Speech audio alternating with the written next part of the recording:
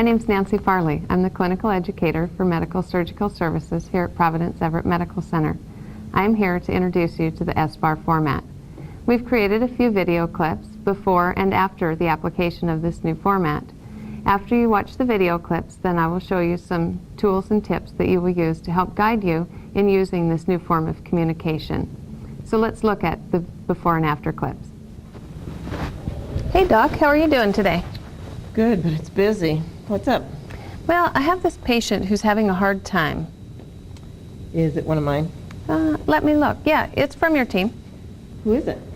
Joe, he's in 602, just moved from 609. Joe who? Well, your partner did surgery on him 2 days ago. I have 3 Joes on my list. Which one would it be? Joe Smith? Dr. B did a cholecystectomy on him. 2 days ago, and he's still here? Well, yeah, he's had some problems. Like what? Well, I hear it was supposed to be a lap chole, but the dressing is pretty big for a lap site. So was it an open or a lap? Well, oh, here, I found the OR report. It started lap, but it was open. Does it say why? Well, let me see. If you were going to write this, where would you put it in the chart? Are you serious? Can you put it in an sbar and call me back? S what?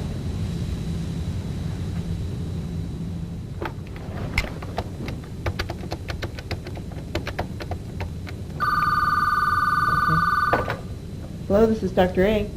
This is Nancy on 6A. I'm calling about Joe Smith in 602. Dr. B did an open chole on him 2 days ago. He just had 500 mLs of emesis that looked like undigested food. He was scheduled for a lap chole 2 days ago. The gallbladder was necrotic, so they did an open chole. He had bowel tones post-op day 1. None noted this shift.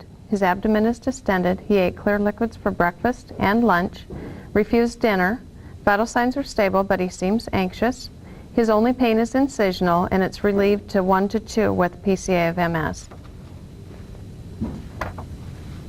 I think he has a bowel obstruction or an ileus, and I have made him NPO.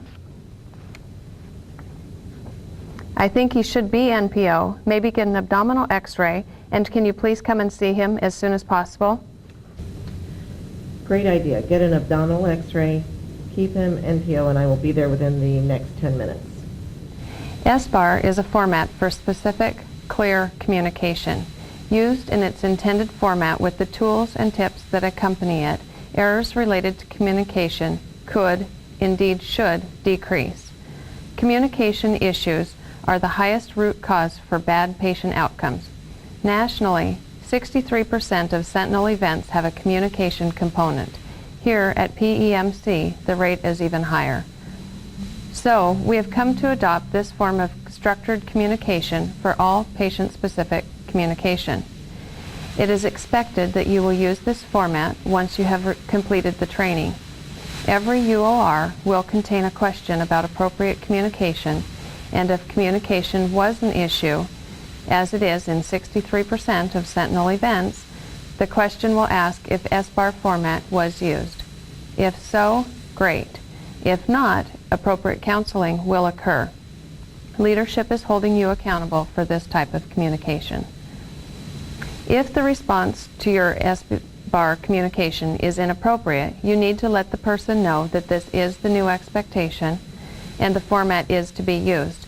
If the interaction continues to be problematic, please complete a UOR. There are some tools to make this communication flow more smoothly. You have probably seen the notepads on your units.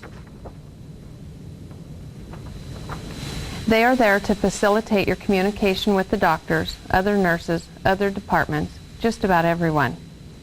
Another tool you will find, and please take one from the stack in front of you, is the pink pamphlet. Inside the front cover, you will find examples of what to put in each space of the notepad. So under situation, they're asking, what is the situation you are calling about? Key points to start with, then a brief statement of the problem.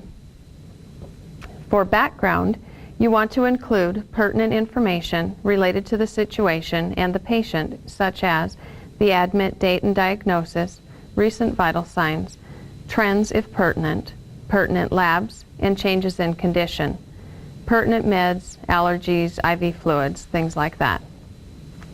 For assessment, what do you think is going on? You want to be as specific as possible. If you have a diagnosis in mind, share it. It is okay to be wrong as long as your intent is good. We understand this is a stretch considering our education trained us to paint pictures, not make diagnoses. With recommendations, the R of SBAR, like assessment, we are asking you to work outside the box. Do you have a recommendation, such as what needs to happen to correct the problem? What orders do we need to correct the problem? What do you want to do? Or you can ask the doctor what they want you to do. Labs, change monitoring parameters, when do they want us to call them back? Can they come in? Inside the back cover is an actual template for what you might say, such as the example in the video you just saw. Again, we are not telling you what to say, just providing the format to guide your discussion. In the center of the pamphlet, you will find questions to ask yourself prior to calling the physician, and these include: have I assessed the patient myself? Have I checked the doctor's orders? Have I talked with the charge nurse or ASAP team if appropriate? Which physician am I calling? Do I have all of the necessary information prior to making the call? The next page helps to guide that answer. Is it a respiratory issue? If so, how has the respiratory status changed? What is the O2 sat? Has it changed? And are the lung sounds okay? And what about the I's and O's? Is the change related to the cardiovascular system? If so, how has this status changed? Vitals, mental status, meds, those are things you'd want to include there. Is the change related to the neurological system? If so, what are the current assessment findings, recent vital signs, level of consciousness, relevant neurohistory, things like that. Let this booklet guide you when you prepare to call your doctor. Feel free to use the notepad to get your thoughts and ideas in order before you make the call. And finally, there is a laminated paper at the nurse's station. And that has tips for using the SBAR format. It should be near a phone near you. To complete your SBAR training, you must take the simple 10-point test in HealthStream. Check with the education team for your department to find out when it's due for your department. Thank you.